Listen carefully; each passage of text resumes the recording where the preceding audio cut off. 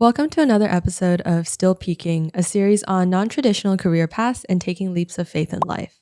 Today's guest is Peter Kang, founder of The Lifestyle Banker, an online educational course for learning financial and Excel skills.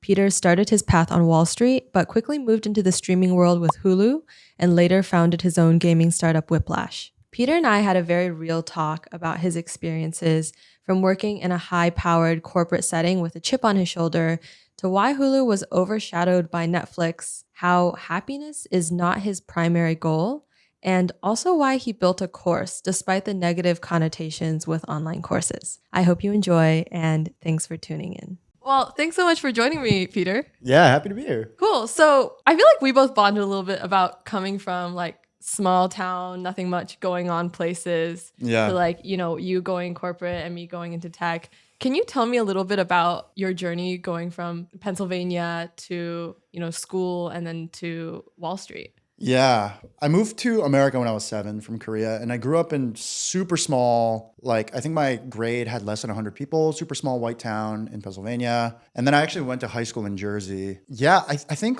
my ambition and my desire I think it's a pretty common Asian story. My dad gave me a vague pressure of you should probably do something bigger or try to be something big because you're an immigrant. And I just happened to go to Stern because it was the best school that gave me the best money. That school happened to have a really good placement onto Wall Street. Did you know you wanted to do finance when you were in college? Not fucking at all. The mindset was I will go to this business school because that's the best school I got into, figure out what I like and do the business of X. And then you fall into the rat race and what everyone else is doing that's sexy. And then you fall into finance, which is kind of like the business of business, I guess. So yeah, it was much more about prestige, pedigree, we've heard this over and over at this point, I think. I think there are people talking about this now, but yeah, it wasn't like I knew what it was or I had a passion for it. It was purely what looks cool to girls and my relatives in Korea and gets my dad off my back. And everyone says that it actually is a good career move. Right. So that was Wall Street. And that was Stern doesn't place nearly as well into FANG, entrepreneurship, tech, or consulting. Mm-hmm. So out of the classic boilerplate, you're being a try-hard. Investment banking is the classic way to go at Stern. So yeah, and that's how I started. Did you have any sort of chip on your shoulder coming from a small town, maybe being one of the only Asian people, or was that not something that you ever thought about? Yeah, I think I definitely have a chip on my shoulder. And I think that's a big thing that I think in my late 20s, I've really worked on shedding, and I'm 30 now, really trying now. It was less so a small town thing. I don't even know if it was an Asian thing. Just a you thing? Just a me thing. Maybe deep inside it is a small town Asian thing. I just never feel like I felt lesser than or I had something to prove because I was from a small town. I honestly think it was just my daddy issues. I think it was my dad, his anxiety as an immigrant and his desire for me to achieve big things, I think manifested in concern and chastising me to try harder in school and things like that. But the way that I received it was I don't have faith in you. I'm worried that you don't have what it takes. So I think a lot of it was fuck you, Dad. I'm going to do this and I'm not even going to ask for your help. I'm going to make lots of money. Yeah, and I'll show you. So I don't think that's as much of a small town or Asian thing. I think after I got onto Wall Street and felt that I had a good career track, I kind of reflected on the ways that maybe not the small town thing, but how the minority thing does manifest in some ways, but that's really incremental. Yeah. Mm-hmm.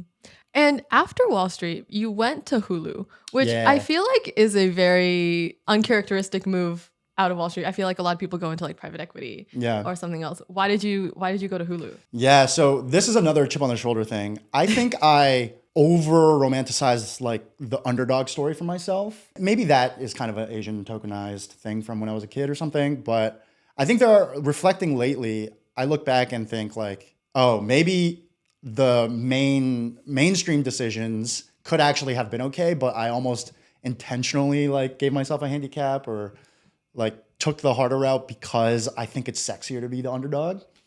So that's the context. But why Hulu? One, I kind of knew going into investment banking that I wanted to leave. I went to 1 or 2 headhunter meetings. You do this when you're honestly, like maybe even 6 months into your first year, you start flirting with the headhunters. They start to give you signals about like, don't even bother with KKR, or like, oh yeah, you could do really well with Providence, or oh, let's talk to Carter Pierce because they place in LA. I went to those meetings and I was like, bleh, like this is not what I want to do at all. Like, I don't want to do private equity. Yeah, I don't want to do private equity. I don't want to do buy side. Now looking back, I realized I just didn't want to double down into a financial career. If I think about, if I went to like a small boutique shop that I actually really enjoy the people and the investment thesis, I actually think like buying out businesses, deal processes, and actively having an impact on moving the needle of improving operations, I think is actually really interesting. But trying to do the rat race of like, let me be the head analyst, like the sexiest, coolest analyst, let me do billions, let me do like Carlisle, like that definitely wasn't my track. But this wasn't because like I found balance. It was because I realized like, if I want to be the top 0.1% at something, I'm not going to get there through doubling down into financial services. I really felt that, one, I just felt the manifest destiny of coming to LA. I think a lot of millennials can resonate with growing up watching a lot of film and TV, feeling like somewhat raised by film and TV. For me, it was how I learned English. It was how I became Americanized and socialized. And it was, I think Hollywood was very much one of my best friends growing up. So I think I had this idea of like, oh, I'm going to be the next strapping Hollywood VP that helps bring Asian content over. And, you know, I'm going to be cool and sexy in that way. This was also in 2017 when Hulu had just won, I'm going really roundabout, but I think I'm answering your question. Hulu had just won, the Emmy for the best TV show for Handmaid's Tale. This was the first time streaming, like a streamer had won the best Emmy. And it was like a big deal that it wasn't Netflix that got it first.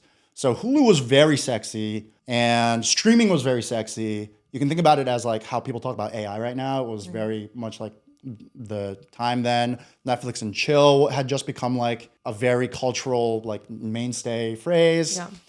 And Netflix had been hiring from Wall Street for a couple of years at that point, for like 4 or 5 years, but Hulu had just started. So I felt that, oh, if Hulu at the time had 8 people on my team, Netflix had 50, their content budget was $1 billion, Netflix was 8 at the time. Even if Hulu like gets to half of Netflix, which felt conservative to me, that's like 4xing my like trajectory and accelerating my career. That was my thesis coming in. Right. I think where I missed out was Netflix and Hulu isn't the comp. It's Netflix and Disney, because Hulu's always going to be a chess piece of Disney. Yeah. And once Disney fully absorbed Hulu, like the growth was pretty capped at that point. Very underdog. Very underdog. Yeah. Sorry for the long-winded answer, but that's kind of my thing right. there. When you moved to Hulu, because I mean, you chose Wall Street because that's what everyone else was doing. Yeah. That's what kind of like you're in New York, finance makes sense. When you made the move to Hulu, did you think, oh, this is like me going after something I'm interested in, me choosing a career that's like I'm passionate about, or more so thinking about like the Hulu growth trajectory? Yeah, it was Hulu. It was Hulu. I remember I'm pretty cringe. Like I had visited one of my mentors that got this job. It's called content strategy and analysis, or content planning and analysis. He was like 3 years older than me. He had gone from Rothschild, which is like an elite boutique bank, to Netflix. I visited him at the Netflix offices, took a picture of the offices, and I had that as my phone background for like 2 or 3 years. So this was like vision board manifesting as fuck. Yeah. Pretty cringe, to be honest, but I feel proud of it because that was, I think, one of my longest term goals that seemed some like possible, but like, you know, it was a big reach. And to me, a lot of the decisions I made between junior year and like leaving investment banking was like consistently sticking to that goal. So banking to me, I started going into the recruiting process kind of not knowing where the other shoe would drop, or whatever the phrase is. It was just optionality, prestige, like the competitive other fuckers that are doing this. I want to show them that like I also got what it takes. And then I think as I was getting into the system, I was like, okay, how do I actually make this work for me? Right. Is when the Hulu, and I was targeting Hulu, Netflix, and like a third one, Amazon Prime at the time. Yeah. And when did the magic start fading for you at Hulu? At Hulu, ooh. Okay, so we had talked about recently or before about how the magic faded a little bit. Yeah, I think seeing how the sausage is made generally turns people off, or some people get even more obsessed at like the nitty gritty. I think it was more how shows went to green light. And I think this is my naivete, but it felt very like finger in the air, like gut, and not as like data related. And look, it's content, it's storytelling, it's about zeitgeist and culture and the pulse. Like, you don't want to be overly data indexed on stuff like this. Right.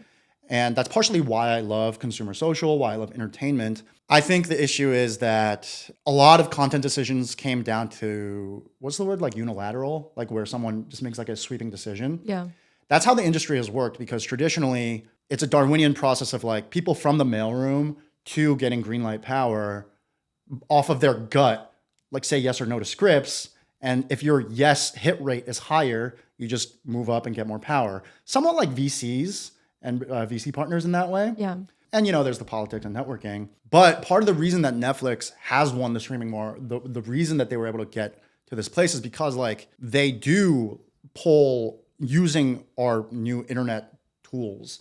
They have a mix of qualitative and quantitative pulse on like the audiences across America and how audiences overlap internationally. Like they're playing 4D chess.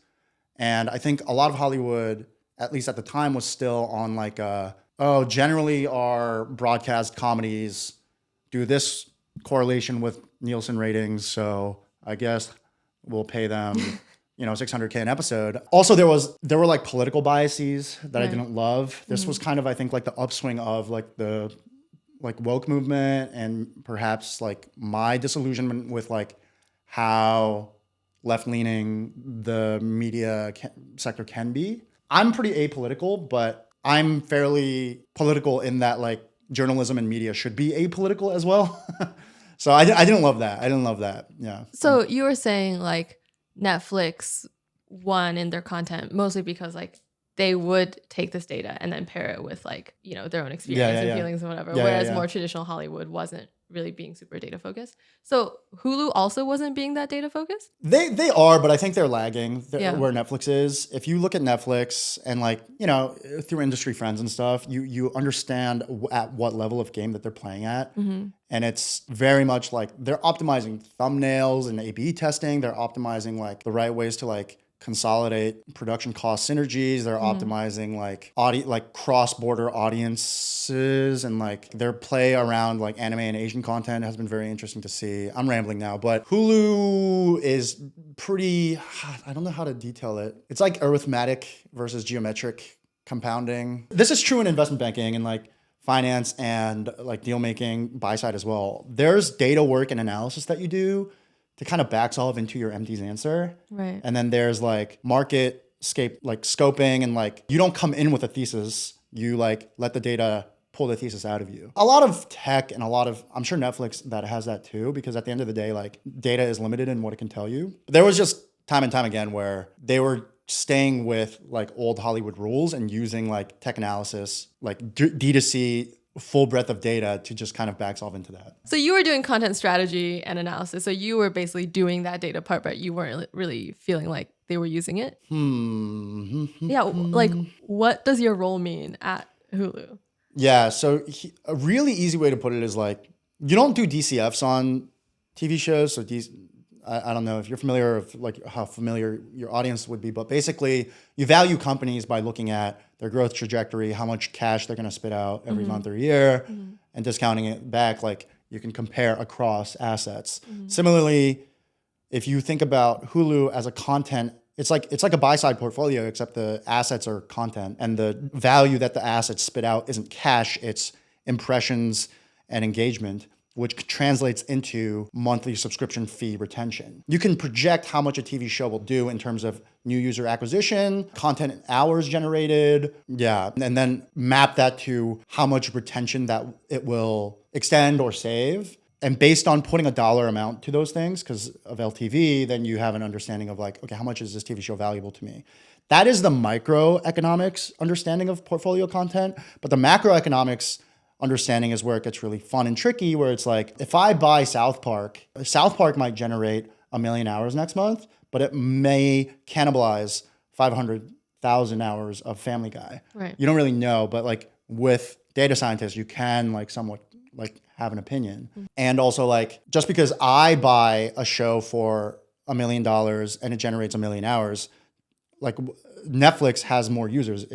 they can pay double just because they have more users, or because they have another TV show that compounds well with that. These are all things that go into the analysis of like the bid auction. I'm rambling. What was your question? Essentially, I was the guy that connected user data on TV shows to dollars. There were people that only lived in dollars. There were people that only lived in user behavior. So I liked being that connective tissue. But at the end of the day, there was no room for me to contribute asymmetric upside of like, hey, based on these shows, we should greenlight a show about a Hispanic speaking like mob cartel, right? But like Narcos would be like a cultural moment. It would let Netflix enter LatAm in a much more de-risked way. Like this is the level that Netflix was thinking on and playing on. Hulu, it was more like, let's run one like XY correlation, which is so much more powerful than like just going off of Nielsen numbers. Right. But it still sticks and stones versus like actual technology to me.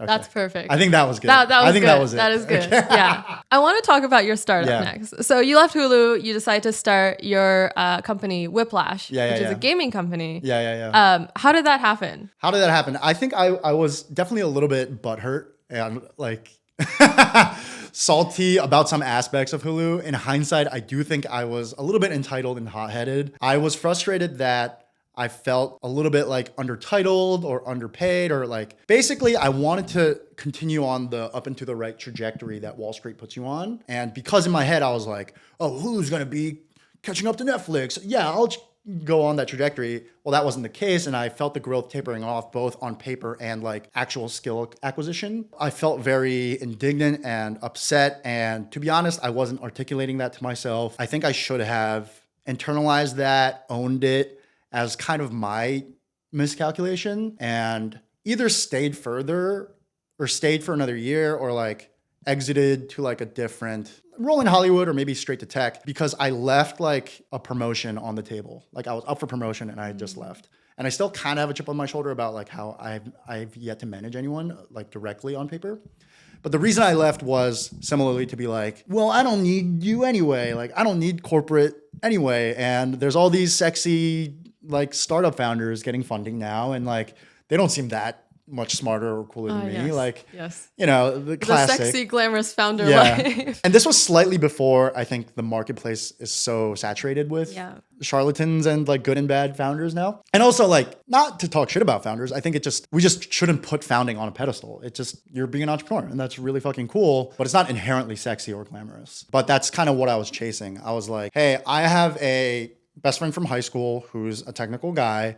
He's also fed up with his role in like more so mature Silicon Valley. Why don't we fucking take a crack at this? Why don't we do this? We're young. We should be risk averse as fuck. A lot of like axioms and dogmatic kind of things that we soaked up through Twitter and Instagram. Gary Vee kept yelling at me to quit my job if I hate it. Yeah. So I was like, well, fuck this. I'm going to take my end of second year bonus. Thanks everybody. I had a really great time. I'm going to found a like entertainment tech company. It was esports betting, fake money at the time, on top of Twitch streams. It was really fucking fun and really humbling in a way that I think I needed it, because there's a reason that like it's as hard as the upside implies. What are your biggest takeaways, lessons, core memories from that experience? A lot of internal learning. There's a lot of external learning about like how VCs like to walk and talk and flirt, how like product market fit is found or not, how to co-founder date and due diligence a market and a product. Like all those things are like external. You can soak up a lot of that through YouTube and talking to founders and so many awesome podcasts nowadays. The internal learnings I think is harder to scalably understand, but you know, I think podcasts like this like do a decent job. Founder interviews rarely talk about like, oh, my background is this and therefore it's different and you should recalculate compared to like someone of a different race or socioeconomic background that also founded this billion-dollar company. So for example, one of the things I learned about myself was like, I didn't realize how much I was relying on my corporate jobs and titles for self-worth, but even more so sense of self and identity, and also day-to-day discipline. Like it also coincided with the start of COVID when I quit my corporate job. So I think I took a double whammy, but there were days where like, you know, I thought I had discipline and I woke up and I worked out at 5 a.m. and drank charcoal lemonade and shaved and like had good hair because oh, I'm a self-respecting guy. No, it's like, it's because I'm vain and I have to go into the office. When it was like remote, I wasn't doing any of that shit because I was a starving founder. And I was like just rolling out of bed and like cold emailing 100 streamers like a dog, like at the desk. So yeah, I think my takeaway is when you are at a job, even if it's a sexy, like 6-figure job with great benefits, that's not all I was getting from them. Because in my head, they're giving me that, but yeah, I'm giving them 300, 500K of value because I'm twice as good as the average analyst was my thinking. But the thing is, what I'm getting back more than that is sense of security, day-to-day discipline, the feeling that I'm on the right track, and this feeling that I'm okay and I'm like I'm gonna do big things in the future. I think as a solopreneur, there's this space that you can get into where you feel like you're free falling, the self-doubt, the negativity. Why the fuck am I even doing this? I'm leaving so much opportunity cost of growth and earnings on the table. And that can cripple people, and it has crippled me. So yeah, that's the stuff that I think is humbling. Like in my head, I think of it as like you're leaving in the feudal kingdom era, you're leaving King's Landing, you're leaving the walls of the castle. Healthcare, you don't fucking have it. Like you're not looking at the calendar anymore. Like you can't go out to dinner with your friends because you can't afford another $50 meal. You're kind of in the woods alone, but like you can do anything the fuck you want. And also you can make millions of dollars if you do well. That was like probably my biggest takeaway. And I'll pause there. Yeah. Yeah. Something you said, because it's something that Eric and I talked about in an earlier podcast where like you guys both have finance backgrounds, or like him consulting. Yeah. But like the trajectory for that is actually like you earn a lot of money. Right? Yeah. And so when you go into like entrepreneurship or you go into, startup world, you're taking a huge pay cut. Yeah. But I think a lot of like the type of person that goes into like a very high powered corporate job is someone who's like ambitious and cares about a lot of like the vanity metrics, at least early career. Was it hard for you? Like, did you ever compare yourself to your peers when you were founding the company, and like, was that tough? Yeah, a little bit. There's definitely some comparison, but I think that it was, again, maybe this is naivety, me being naive, but like, I didn't take those pay cuts because I'm like less vain or more honorable or like more self-believing. It was because like I felt that like if I could just do it for 3 years and do well, I'd be making 2 to 10x what I could make if I had stayed in these areas. At least that was my thinking. Mm-hmm. I think looking back, it's truly that like, it's a double-edged sword, I think, of like I grew up with no money and no like traditional pedigree. So me getting to where I am now is already past the bar of like what my parents had imagined for me, what I even knew was possible growing up. So it's like I'm okay risking my downside being a 6-figure job at a very like middle back office, non-sexy, no-name company. Right. Because at the end of the day, like that's still pretty good. In the grand scheme of things, it's like, yeah, maybe, people kind of look down on me when I go to the 10-year reunion or, but like that's just voices in my head, right. Yeah, it wasn't hard from like oh man, they're gonna be making hundreds of K, like 500K in 3 years. I'm still stuck making like 100K. Like I didn't care about that. I'm vain. I care about status. I care about prestige.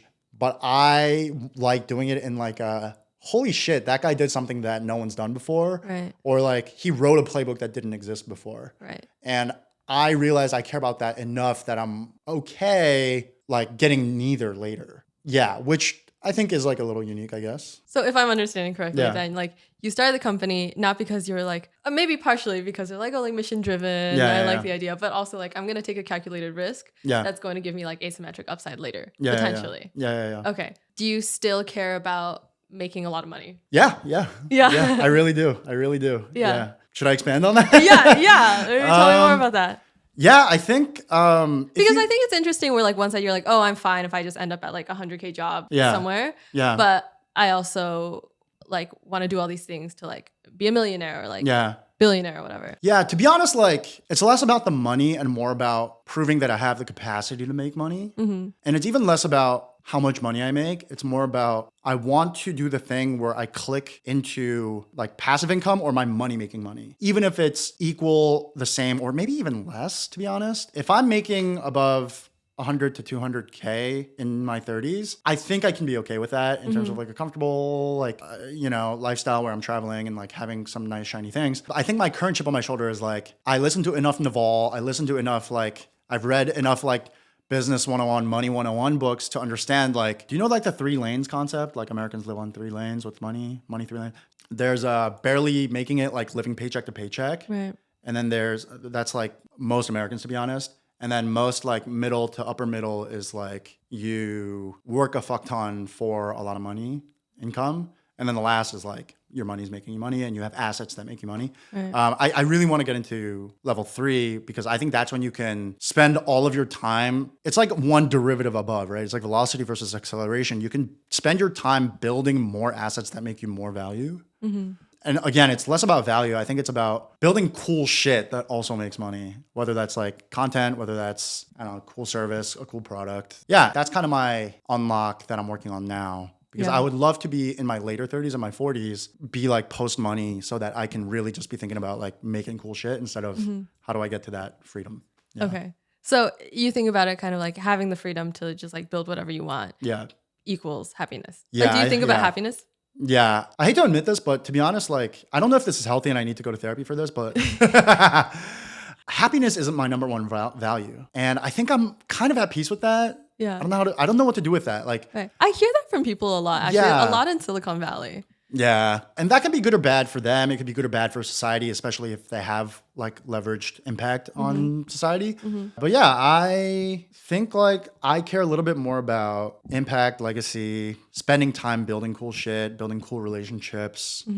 Expressing myself. Yeah. I think like there are TikToks I look back on that like they're so old that no one will see again. Yeah, it doesn't generate me any value, but like I'm so much happier that I expressed myself in that moment in time. And I'm proud that I made that than like some of like the generic Excel or like what's investment banking videos that like, you know, there's millions of and there will be millions more of. Right. So you got to do a little bit of both, but I like making shit. I like building shit. I like figuring shit out that people haven't figured out before. That's good. Sometimes I definitely like rewatch my TikToks from like years and years ago, just like very self-indulgently. I'll like watch it like 10 times. I'm like, oh yeah, that was a good video. Oh yeah. I'm glad you admitted it first. Cause like I have a friend that was saying like, I think you need to be a narcissist to an extent to be successful on TikTok. Yeah. Because you have to put yourself on camera over and over and over and over. Cause it's a volume game in a lot of ways. And also in a way, it like back to the narcissist thing, like to make content that you want people to watch means that you think that you're deserving of attention and inherently, in some capacity. Yeah. Inherently, you think that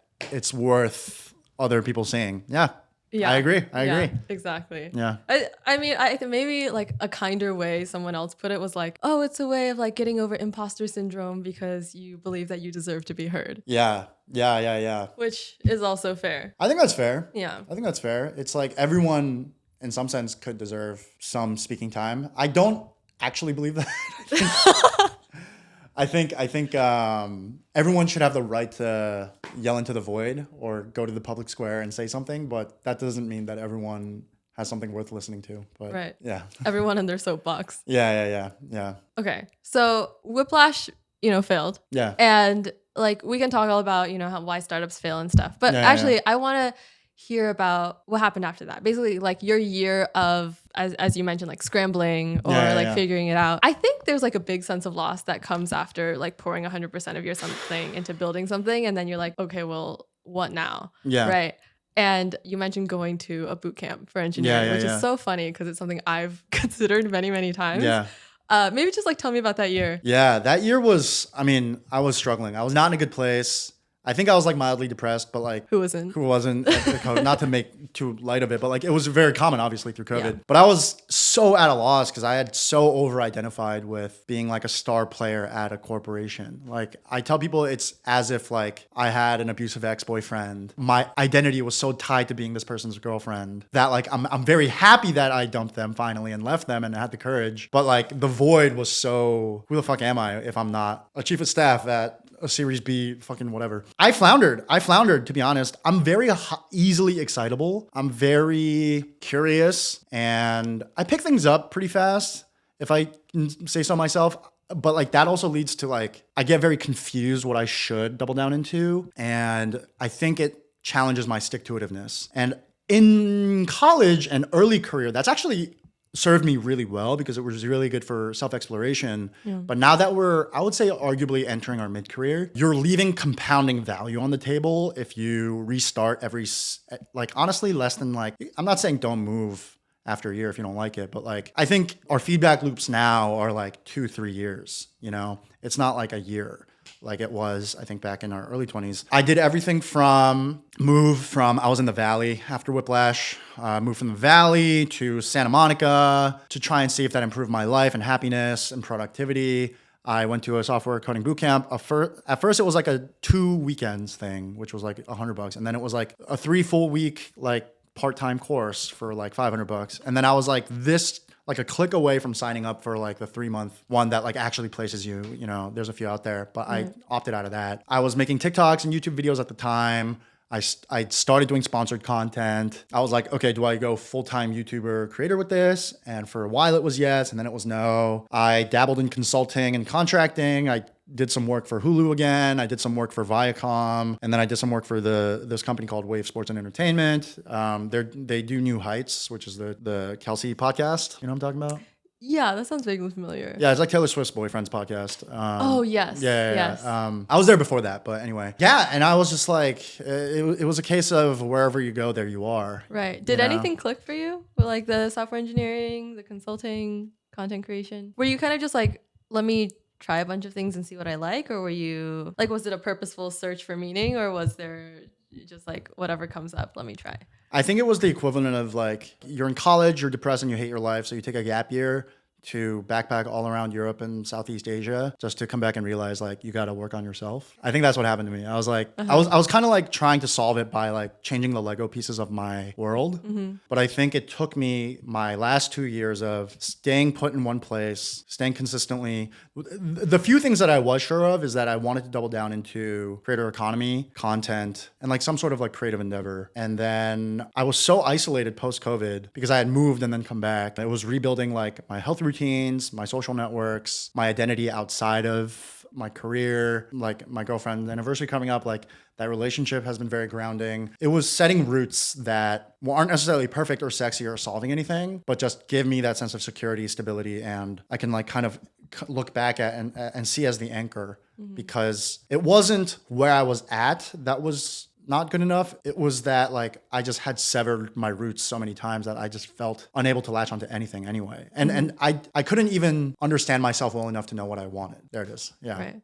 Okay, turning into a therapy session, but yeah, that it was a very personal, individual thing, and not like a now I know. Right. Yeah. So, I mean, what would be your recommendation for people who are, let's say, like floundering and like maybe just left a career and don't know what they should be doing? I think like slow down. You have time, breathe. I think like more tactically, I think journaling, meditation, and therapy, if it's appropriate, can do a lot for you, because I think a lot of the confusion and floundering has to do with the amount of noise that we're exposed to now. I mean, I'm of course guilty of it, but like the envy that I feel from like different creators, different entrepreneurs, different people in careers, I think often confuses me or distracts me more than it inspires me or actually helps me. Yeah. So really good advice that is distracting to your core mission is actually, I think, harmful. So I think quieting that noise, if you want to follow influencers or like podcasts or something, maybe pick one or two and make this one of them.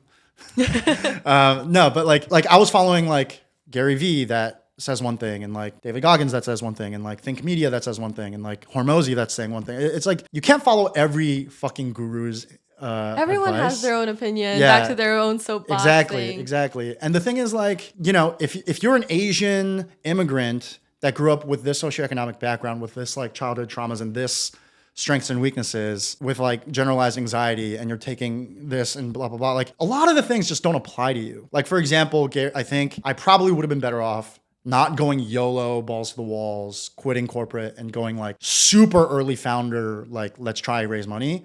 I could have done something halfway, which is just go to a Series A and kind of learn the ropes before. But like, no, I needed to be a billionaire founder today. Like, I think patience, time, you can get there like slowly. It's okay is like a big thing. Mm-hmm. If you want to go balls to the walls, do it, but like do the due diligence to know. Yeah. Something you said about stability, I think is really important, because I feel like people don't realize how much emotional stability having a job gives you until you lose it. Whether you're like laid off or you leave or you're fired, because all of a sudden, like, one, part of your identity is gone. And then Yeah. two, like obviously the financial stability and other things, but also just like how you spend your time, because you have so much time. And then honestly, if you're a high anxiety, like achiever type, you're just going to spiral and be like, Yeah. well, what do I do? Who am I? And then you kind of latch on to like whatever shiny thing you see around Yeah. you.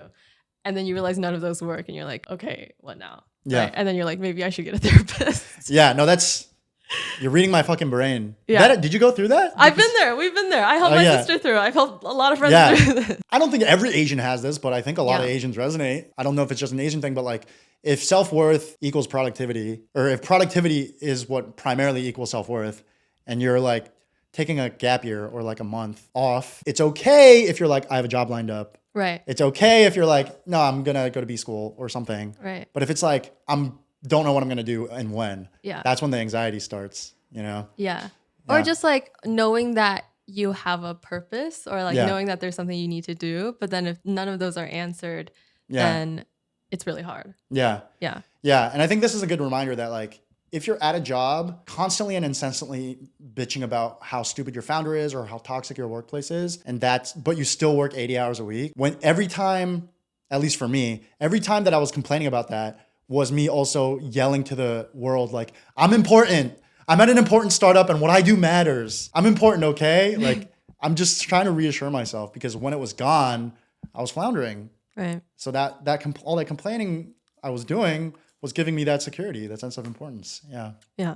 And now you're making TikTok courses. I am. What made you decide that? And I'll say one thing. Like, Yeah. you know how there's this kind of like negative view of creators who make courses online? Yeah. What made you decide to like make courses, and why do that now versus, go back to work for someone? Yeah, I had the idea of making courses, I would say like 3 years ago. But a part of the reason that I didn't was that like self-judgment and stigma around like, I don't want to be a snake oil salesman. Why did I start making it? I think that being a content creator, content entrepreneur is very hard. It's as hard as being any type of business person. But what you may be good at is like, you may have the cutting edge of like marketing and like distribution and reach. And I still do feel that like there's very few people in the market. I do think that I have a very distinct presence in the market. I have like Wall Street level financial literacy. I'm not afraid of being a certain level of unhinged on content. Yeah, and I think I'm decently funny and like not, like terrible to look at. Oh my God, I told myself I wasn't gonna go super narcissistic, but fuck it. And incredibly humble. Yeah. Humble is my fucking middle name. Nobody's more humble than me. The H stands for humble. Yeah, in his Peter name. H. Kang, baby. Peter Humble Kang. I knew that I wanted to leverage this into a value opportunity. And also, like, there's a lot of reasons to, I think, bring education to the internet and TikTok and these creator economy platforms. Mm-hmm. And I also, to be honest, like, thought learning these concepts was super dry and stupid when I was growing up. Most of information dissemination, whether it's broadcast media or public school education, is greatest common denominator, right? Internet allows for hyper curated curriculums and sequencing and messaging. AI will help us accelerate that, but like we're starting to upload into that new system of education. That's kind of why I was like, there's so much room for so many instructors to teach this a million different ways. Mm-hmm. There's no reason that I can't make millions doing this. Right. And also, like, I just wanted to try it. And even if I make like $5,000 or $5,000 lifetime, like I'm happy with it. I just want to see what I learn while I do it. So I started doing Excel content because why not? It's a part of like my investment banking niche. I realized that if I'm making like niche, dark humor, nuanced insider jokes about Wall Street, the TAM is pretty small. I love making that content, but TikTok is a volume game.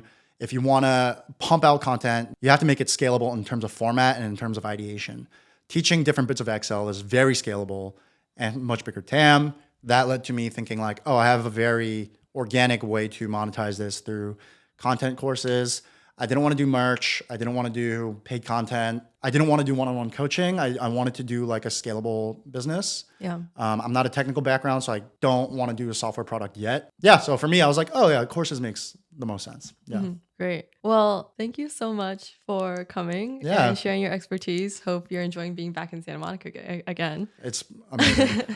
I just dodged I don't know if You you heard missed about all it. the storms. Yeah, there's like 12 inches of snow in New York right now or something. Yeah. It's terrible. Yeah. But if you want to watch Peter's content, he's the lifestyle banker on TikTok, and he also has a financial course if you want to get into banking or any other financial role. Thanks so much. Yeah, thanks for having me.